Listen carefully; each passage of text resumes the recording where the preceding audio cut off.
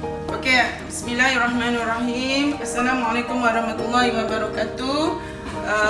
Guru-guru dan rakan-rakan dikasih sekalian. Jadi mohon tulis sini sikit. Kita buat perkongsian lebih kurang 10 minit, 15 minit macam tu, untuk kita teruskan tentang perkongsian kefahaman supaya mendapat kefahaman berkaitan dengan analisis data dalam data driven lead improvement effort in curriculum. Okay, so sekarang memang benda ni cuma cerita, kita akan belajar sama-sama. Apa yang saya bentang ni pun dikatakan sebahagian daripada aktiviti PLC sharing session. Tetapi kalau kita tak ikuti dengan tindakan, PLC itu namanya PLC yang tidak berimpak, ya. Dia akan membazir masa kita sahaja. Jadi apa yang kita nak belajar ni adalah proses yang berterusan, sikit-sikit di tempat kerja berkaitan dengan kerja kita. Jadi kita tak nak nanti bila kita buat usaha untuk menambah baik, usaha yang kita buat tu bukan usaha yang berfokus yang menambah baik. Dia cuma macam mata gergaji. Tahun ni naik, tahun depan turun. Tahun depan lusa naik, tahun lagi satu turun. Begitu. Itu namanya penambahbaikan yang memang tidak kurang impak. Bukan disebabkan kualiti guru, tetapi sebenarnya kualiti pelajar yang tahun ambilan. Begitulah, ya. Okey. Sebenarnya kalau dalam PLC kita mesti fokus kepada 3 perkara big idea. Ini global, memang kementerian guna. Pertama ialah kita fokus pada pembelajaran, fokus on learning, fokus dengan collaboration, bukan kita buat seorang-seorang secara silo, awak buat awak, dia buat dia, macam tu kan. Kita kena cantumkan semua kerja-kerja itu mewakili grup kita punya hasil kerja. Jadi kalau berjaya, maksudnya ialah kita sama-sama berjaya. Okey, kita tengok yang seterusnya mesti data driven. Okey, result driven. Okey, okey, macam mana? Yang sebab professional learning community ni ialah kalau Ontario School ni, dia adalah daerah yang sekarang kat global, dia antara daerah yang menonjol sekali menggunakan PLC. Orangnya dalam pengasas ni dah meninggal lah 2 tahun 3 tahun yang lepas. Okey, nanti kita go through balik kalau ada masa. Jadi macam mana data yang kita ada sekarang dalam tangan kita ni boleh membawa kepada penambahbaikan sekolah yang berterusan, yang akan naik. Sebab keputusan pelajar itu dipengaruhi pelbagai faktor. Dari banyak pihak yang terlibat yang akan membantu benda ni, pembelajaran kita untuk memahami pelajar. Okey, satu perkara yang kita ingat adalah pelajar tu dia terdiri pada elemen JERIS. Apa dia JERIS? Cuba kau recall balik. JERIS pertama jasmani, lagi rohani, emosi, intellect, social, good. Okey, maksudnya pelajar tu kompleks. Bila dikatakan bahawa makhluk yang paling kompleks manusia ni, maksudnya dia ada elemen-elemen yang pelbagai. Kita tak boleh tackle guna satu cara yang mudah saja, tidak. Dia sangat kompleks. Kita buat gini, nanti pelajar buat gini, macam tu kan. Okey, so bila dia makhluk kompleks, kita kena berterusan belajar, cuba memahami. Jadi macam mana data yang kita ada tu, kita nak faham mereka supaya kita boleh buat gerak kerja, menambah baik mereka, dan mereka akan sambut dengan keadaan yang ceria dan result meningkat. Okey, ni contoh saya bagikan, contoh yang saya punya result kelas tingkatan 5, supaya nanti walaupun taklah cantik lah, daripada tak cantik tu kita lihat positif macam mana kita nak belajar sama-sama memahami. Okey, contohnya macam ni. Saya dah nampak ramai kawan-kawan memang buat yang sama macam ni lah. Okey, tanya ya. Kertas 1, kertas 2, totalkan begini. Okey, kita kena lihat bawah tu, kita nak tahu. Sebab kita nak atasi nanti kan, kita tengok apa masalah, kat mana nak tengok masalah, kat mana nak selesaikan masalah. Okey, caranya ialah kita dapatkan skor. Ni jumlahkan semua, dapatkan. Maksudnya pencapaian kertas 1 pelajar ni cuma 45.6% saja. Tambahkan semua, ratuskan. Pencapaian kertas 2 cuma 34.1% sahaja. Begitu. Jadi kertas 2 teruklah banding kertas 1. Dan kita fokus lebih detail lagi. Kalau dalam kertas 2, okey, soalan esei ke struktur yang berapa peratus pencapaiannya menyumbang 34%. Bila kita lihat soalan struktur ni 36.5% je yang pelajar dapat. Manakala soalan esei 19.0%. Ini bermakna soalan esei kita kena utamakan untuk penambahbaikan. Jadi gerak kerja kita untuk intervensi lebih berfokus pada kertas bahagian esei, membantu budak untuk esei. Kita nak nampakkan itu.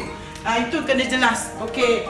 So sekarang jadi lepas ni ini yang secara umum kita kena tengok apa yang tersirat. Jom. Okey. Kita tengok yang lebih detail lagi, kita fokus. Macam ni. Yang tadi 46% kertas 1, bila kita buat ABC sampai soalan 40 ni, 40 sampai soalan 40, dan kita pecahkan kepada topik subtopik yang ni, saya buat benda yang sama, saya peratuskan. Mana yang peratus yang paling rendah sekali budak boleh jawab. Jadi itulah yang saya fokus. Jadi dalam ni kita boleh nampak, dapat soalan ni terkeluar silibus rupanya. Kat situ kita nampak kelemahan kat soalan tu yang terlepas pandang. Contohnya, okey, kita tengok ni 30% dia dapat daripada topik apa ni? Aras kefahaman. Dan ni pun aras kefahaman sukar ke sederhana ke begitu. Jadi kat situ bila kefahamannya dapat soalan aras kefahaman, budak tak boleh jawab, maksudnya budak tak berapa nak faham. Jadi apa usaha kita nak kasih mereka faham subtopik tersebut. Kat sini lah rurusannya. Kita boleh tengok untuk soalan objektif. Okey. Tengok kat situ, kita tengok dia kritikal lagi. 70% ni. 4% saja. Ini kefahaman ni. Kat sinilah kita nak tackle topik apa, menggunakan intervensi apa yang paling sesuai. Okey, kalau esei pula, jom kita tengok kat esei. Kertas 2. Yang ni adalah kertas 2, soalan 1. Kita totalkan juga markah dia. Soalan 2. Nanti kalau pecahan tu kita boleh tengoklah. Budak ni kita ajar soalan gambar ajar 2 dimensi, yang keluar 3 dimensi, budak tak boleh jawab. Hanya benda kecil macam tu pun menyumbang kepada pelajar tak boleh nak jawab. Okey, sekarang kita tengok yang ini. Banyak-banyak ni. Okey, soalan esei yang 11 ni. Pelajar dapat 16% je. Maksudnya, kalau buat respirasi tentang pengawal aturan oksigen respirasi dalam badan, budak tak apa mahir lah. Adakah itu saja ke gambarannya untuk kita faham pelajar? Tidak. Kita ada data lain yang kita boleh faham pelajar bersama-sama dengan kawan kita. Kita boleh gunakan data berbentuk kualitatif, tadi angka kuantitatif. Kita nak faham pelajar dari segi emosi, tak ada semua dia tunjuk dalam data. Okey, so kita tengok. Sebab kan kita uji benda tu yang PDPR tahun lepas punya kan, kata 5. Cuba tengok kat sini. Ni kalau ada kelemahan saya, tinggal aku je lah. Bukan sebab jangan takut dengan kelemahan yang dipapat oleh pelajar. Kita nak belajar sama-sama untuk meningkatkan mereka. Kita dibayar gaji. Begitu. Okey, kita tengok kat sini. Saya bagi kat sini ialah apa persediaan mereka sebelum exam. Yang ini ialah apa masalah mereka. Jadi mereka mencurahkan bahawa dekat rumah dia pun ada macam-macam masalah yang mengganggu masa dia dapat naik masuk kelas. Gangguannya banyak. Okey, ini harapan mereka. Mereka ramai yang nak minta masuk kelas tambahan macam itulah. Yang mana yang wajar kita boleh proceed. Tapi ada bukti suara daripada pelajar. Bukan kita main andai-andai. Sebab dalam PRC yang berimpak semua ada data. Sama ada data dalam bentuk temubual, penulisan, angka, result peksa, itu semua data pelajar. Okey, kita tengok lagi. Ini semua data pelajar. Kalau tak tulis nama, pandai saipul lah. Kalau nak dia tahu kita nak bantu dia siapa orangnya, dia tulis nama. Kalau tak, dia lebih bebas untuk menceritakan masalah. Okey, okey, bukan tu sahaja. Ada data lain. Data apa nak tengok lagi? Tengok kehadiran dia masa PDPR. Okey, tengok masa PDPR. Latihan masa PDPR ni je yang hantar yang buat kerja. Yang lain tak buat kerja. Yang lain mungkin sekat jalan kot. Okay, kita tengok kehadiran pustaka latihan. Penyertaan aktif dalam PDPR. Ni je yang dapat markah bintang-bintang yang aktif menjawab macam tu. Okey, jadi yang ni je yang hantar maklumat dalam Google Classroom. Contoh macam tu. Semua banyak keliling.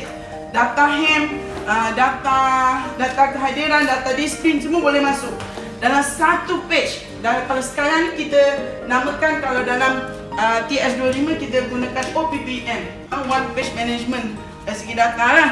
Okey, kat situ boleh nampak everything, hanya di sebalik markah periksa UPK 1 atau periksa akhir tahun mereka. Begitu. Okey, jadi kat sini apakah intervensi yang sesuai? Intervensi yang dimasukkan, kita kena faham dulu apa dia intervensi. Google je, semua ada. Profesor Google, Syekh Google, Ustaz Google, semua ada. Okey, jadi intervensi ni lah action yang diambil untuk mengatasi atau memulihkan keadaan yang ada. Okey, ini kalau yang ni daripada mana ni? Dari Cambridge lagi dictionary Okay, the action of becoming internationally involved in a difficult situation in order to improve it or prevent from getting worse. Okay, jadi cara tindakan yang perlu diambil untuk mengatasi masalah tersebut. Jadi apakah intervensi yang sesuai? Sama ada modul, sama ada teknik pengajaran, sama ada ceramah teknik menjawab, bahan bantu mengajar, teknik menyoal dan lain-lain. Tetapi setiap satu teknik itu perlu diukur keberkesanannya. Kalau nak guna modul, kalau kita tahu bahawa pelajar tak menguasai bab respirasi bahagian pengawal aturan, maka sediakan modul beberapa 10 soalan, 20 soalan khas untuk itu. Kita ajar konsep cara baru, mungkin teknik mengajar yang baru atau yang sama, cuma mungkin soalan yang kurang, bagi pendedah mereka. Tengok, diuji pula berkesan, tengok meningkat kefahaman dan pemarkah mereka. So, lepas dah dapat tahu kaedah apa yang sesuai, modul apa yang sesuai, teknik nak ngajar apa yang sesuai, carta ahli pertemuan apa yang sesuai, maka semua ahli dalam grup tersebut, ahli panitia tersebut kena guna benda yang sama. Sebab dia telah diuji di sekolah kita, pelajar kita. Begitu, bukannya engkau nak buat boleh, tak nak buat tak. Itu tidak. Bukan itu dalam PLC. Okey, bersama-sama. Inilah kaedah yang terkenal sekarang, digunakan oleh negara maju yang kedudukan pisahnya ialah top 5, top 10 begitu. Okey, kita berada top bottom quarter. Maksudnya bukan quarter, 1/3, 1/3 bawah. Maksudnya 1/3 di bawah daripada senarai negara-negara OECD. Iaitu kerjasama ekonomi serantau lah. Serantau. Okey, jadi kat situlah dia punya ceritanya. Harap-harap perkongsian yang singkat ini dapat beri kefahaman pada cikgu supaya kita dapat bergerak memacu kurikulum kita terus meningkat dengan impak data pada kita yang banyak ni. Sebab pendidikan dikatakan mempunyai banyak data tetapi kurang dimanfaatkan untuk kemenjadian mereka. Itu sahaja. Okey? InsyaAllah kita jumpa lagi akan datang, mungkin dalam sesi lain untuk tajuk lain. Assalamualaikum warahmatullahi wabarakatuh.